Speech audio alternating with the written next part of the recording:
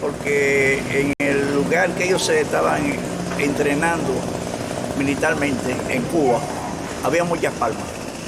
Ellos mismos se pusieron palmeros, o sea, pero el referente de ese nombre viene de eso, que el escenario territorial donde ellos se entrenaban militarmente en Cuba,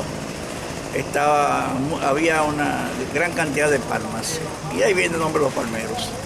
Ellos se entrenaron en Cuba y retornan a República Dominicana. Sí, pero o sea, muchos de ellos, principalmente los 4 palmeros, ya habían tenido... ¿Cuáles eran ellos 4? Amores Germán Aristi, que era el líder, Virgilio Perdomo Pérez, Ulises Cerón y Bienvenido Leal Parandi. A su llegada a República Dominicana, ¿qué tiempo tuvieron siendo perseguidos tanto por el gobierno norteamericano como por el gobierno del presidente Balaguer? Algunos 3 años. Ellos, cuando vinieron de Cuba, lograron enlazar el proceso insurreccional que ellos tenían en plan. Lograron conquistar la figura histórica de Francisco Alberto Camaño Deño, y Camaño se traslada a Cuba y ahí comienzan los entrenamientos. Ellos crearon todo un proceso de insurrección armada en el país, que partía de una estructura que ellos llamaron los comandos de la resistencia, que era más bien la avanzada o la vanguardia, el equipo político-militar que iba a hacer el trabajo para la llegada de Camaño aquí. O sea que Camaño, cuando viene en Caracoles, era parte de esa planificación.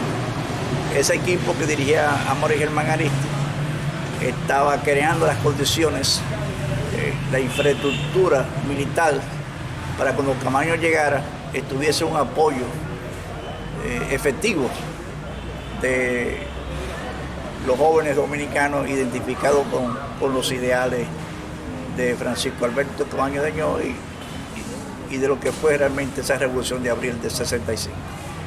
Tú sabes que en estos últimos meses se han ido muchos protagonistas y familiares de ambos lados. El día de ayer creo que murió Pérez y Pérez, antes de ayer doña Chichita, y hace unos meses, casi un año, la esposa de Fernández Domínguez. O sea, ya no queda nada, Chino, de bueno, esos es tiempos. que una generación ya octogenaria, ya todo lo que participamos en la Revolución de Abril, como en mi caso, yo tengo 78 años ya, y la mayoría de los jóvenes que participamos en aquellos tiempos ya estamos en los 70, 80 y pico. Entonces, tú sabes que nuestra vida tiene un ciclo biológico y se están yendo, lamentablemente, grandes figuras históricas. La viuda de Fernández Domínguez, que precisamente tenemos un banco aquí en el Parque de los Palmeros, en honor a ese gran militar, patriota, prócer de la patria, Fernández Domínguez, Rafael Tomás Fernández Domínguez, Arlete Fernández llamaba a su esposa, una gran mujer. Tenemos también otros casos realmente lamentables. Recientemente, ayer o antier, todavía la están velando. La esposa o viuda de Francisco Alberto Camaño Deñó, el inmenso Camaño Deñó, doña Chichita o Paola Acevedo, María Paola Acevedo, viuda Camaño. Y bueno, como te digo, así como ellas, 2 viudas de la patria, otras mujeres que lucharon junto a sus compañeros en ese proceso revolucionario de abril de 65, lamentablemente se nos están yendo, algo muy doloroso. Y bueno, esa es la vida, y por eso este parque memorial está para eso, para honrar a todos esos grandes hombres y mujeres que han aportado a la lucha revolucionaria, patriótica del país. Chino, por último, tú sabes, ¿qué mensaje tú le tienes a la juventud dominicana, pues cabe destacar que ese nombre que tú mencionaste casi nadie lo conoce, ni se le ha dado el valor que merece al coronel Fernández Domínguez. Vuelvo y repito, Fernández Domínguez fue el ideólogo de la Revolución de Abril. Sin embargo, nadie le da esos créditos como lo tiene Camaño. Su viuda en vida se ocupó de presentar a la sociedad dominicana, a la juventud, quién fue Rafael Fernández Domínguez. Como tú bien señalas, un militar que estuvo en la Academia Militar de la Carrera y fue, creo, hasta director de esa Academia Militar. Oye, Chino, para que no se me vaya, lo que me sorprende es que Fernández Domínguez apenas llegó a 31 años. Y él fue un militar que, aunque estuvo en el ejército trujillista, pero fue un militar de carrera que logró atraer o enrolar en un proyecto democrático de las Fuerzas Armadas a un grupo de militares jóvenes. Él fue el líder de ese grupo de militares jóvenes, que fue el grupo de militares jóvenes encabezado por él, que cuando se da el golpe de Estado contra el profesor Juan Bosch, o antes, 24 horas o 41 horas antes del golpe de Estado, se acercó al presidente entonces de la República, Juan Bosch, y le dijo: profesor, presidente, se está conspirando para derrocarlo. Yo tengo un grupo de militares que estamos en disposición de evitar que eso se produzca. Y entonces, lamentablemente, ese grupo de militares jóvenes no pudo impedirlo, porque no tenía la autorización del presidente Juan Bosch. Y así, a pesar de eso, ese grupo militar encabezado por él se comprometió con la causa del pueblo, que pedía retorno a la constitucionalidad y contra el golpe de Estado. Y siguió trabajando de las Fuerzas Armadas con su grupo de soldados que lo seguían. Y es cuando entonces también él es parte de lo que fue la conspiración de los cuarteles que derrocó al gobierno del triunvirato, al gobierno de facto del triunvirato. Y por eso él estaba en el exilio involuntario, en el exilio porque el triunvirato, ya que conocía sus contactos, prácticamente lo nombró en un puesto en el extranjero para alejarlo de su grupo de colaboradores y amigos, compañeros de armas, de la conspiración. El golpe de Estado lo agarra, o sea, el derrocamiento del triunvirato, se produce un momento que está fuera del país. Entonces Camaño es quien ocupa el espacio que él no tenía en este momento en el país. Pero cabe destacar, Chino, que ese puesto le tocaba a él, a Hernando Ramírez. Hernando Ramírez estaba indispuesto, no sé, estaba enfermo. Y lo sustituye entonces Camaño. Estaba enfermo de hepatitis. Entonces lo que pasa es que cuando renuncia el presidente Molina Ureña, que le correspondía sustituir a Juan Bosch como presidente de la Cámara de Diputados, ya que el presidente del Senado no estaba presente tampoco. Sustituyó a Juan Bosch, Molina Ureña, y se establece entonces ese gobierno provisional. Pero Molina Ureña, por diversas situaciones, cuando se producen las agresiones armadas de parte de la aviación militar de San Isidro y bombardean el palacio, la Marina de Guerra bombardea el palacio, decide renunciar. Hay mucha lectura sobre su renuncia, pero vamos a dejarlo ahí. Decide renunciar, y entonces cuando el Estado Mayor de soldados constitucionalistas se reúnen con Hernando Ramírez, y a Hernando Ramírez, como tú dices, era el que le correspondía por su jefatura, por su responsabilidad que tenía frente a los militares que habían asumido la defensa de la constitucionalidad.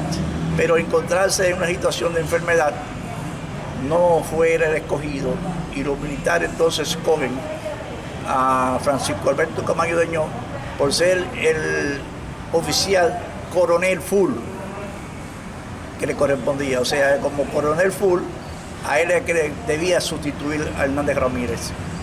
Y así se surge como presidente de la República en armas, Francisco Alberto Camaño Deñó. Esa es la historia.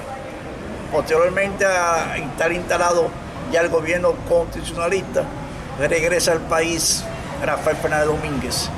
Se pone a disposición del presidente Camaño y este le dice: no, eres tú quien debe tomar la presidencia de este proyecto revolucionario, constitucionalista, que fuiste tú el que obviamente nos comprometiste, nos enrolaste en este proceso.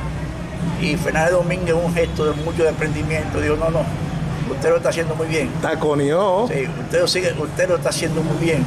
Continúe, yo seguiré trabajando al lado suyo para que esta revolución logre realmente el retorno de la constitucionalidad perdida.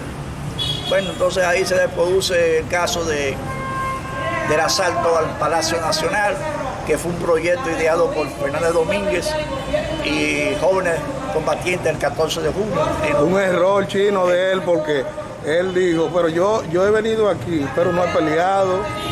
Efectivamente, se quiere decir eso, que él quería dar una muestra, obviamente, de que era un hombre no solamente de palabra y de compromiso con la causa, sino también que debía asumir un rol ya en los combates. Y a pesar de los consejos que recibió de Monterarache y otros militares de que ese asalto no era posible por la situación de que el CEFA, la fuerza de San Isidro, ya había ocupado el palacio, y el palacio estaba en una posición muy estratégica porque estaba a una altura, y eso le permitía a los soldados del CEFA mayores posibilidades de diezmar a todo aquel que se tratara de acercar al palacio del gobierno. Y así sucedió a pesar de esos consejos, unido con un sector del 14 de junio encabezado por un gran revolucionario y también de condiciones muy buenas militar, Juan Miguel Román, dirigente del 14 de junio, son los que más bien liderean ese asalto a la fortaleza, al Palacio Nacional, que trajo como consecuencia la caída en combate de ese gran coronel de abril, José Rafael Fernández Domínguez, y de ese gran catorcista, Juan Miguel Román, que cayó también junto con Euclides Murillo, Ramón Tavares, había ahí un italiano, José Jiménez, había un italiano, Ilio Capozzi, y un italiano que era de los hombres ranas. En su intento por tomar el palacio también es alcanzado por las balas de quienes lo defendían en ese entonces, los soldados de CEF. Muere prácticamente ya llegando a la verja del Palacio de Gobierno. Entonces ahí se produjo realmente, diríamos, una matanza de héroes, de grandes hombres de la Revolución de Abril. Incluso ahí salió herido en un muslo Amaury Germán Ariztí. Era en ese entonces Amaury Germán Ariztí, un joven de unos 17 años, 16 años, muy agreste, muy valiente. Y él fue herido, dicen, tratando de arrastrar, o sea, retirar de la 30 de marzo, esquina trinitaria, los cadáveres de Juan Miguel Román y Fernández Domínguez.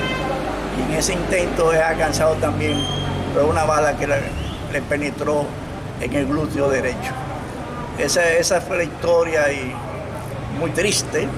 Nosotros vivimos ese momento y sabemos que eso fue de los golpes más contundentes que nos pudo dar el enemigo en ese entonces, porque se perdió al ideólogo de la Revolución de Abril, José Tomás Fernández Domínguez, Rafael Tomás Fernández Domínguez, y se perdió el líder militar del 14 de junio, Juan Miguel Román, y con él un grupo de compañeros combatientes del 14 de junio muy valientes, como Euclides Murillo, que era también un alto dirigente del 14 de junio.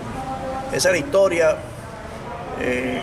Obviamente que Fue, como repito, una terrible noticia cuando se supo la caída en combate de esos grandes héroes. Santo Domingo Este.